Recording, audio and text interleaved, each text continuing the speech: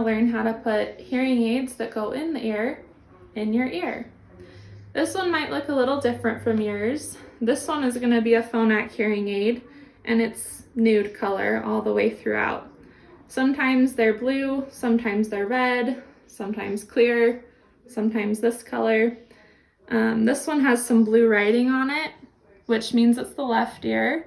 Anytime you see blue anywhere on a hearing aid, it's going to mean the left ear.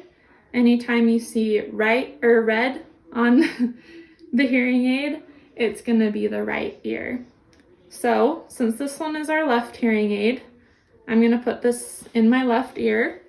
You'll see that this end piece right here is actually going to be the part that goes in my ear canal.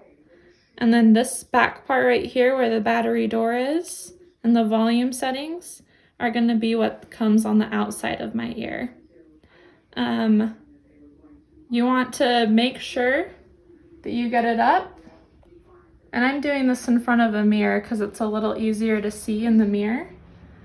But you want to make sure that that piece goes in your ear and you just push it until you can't push it anymore.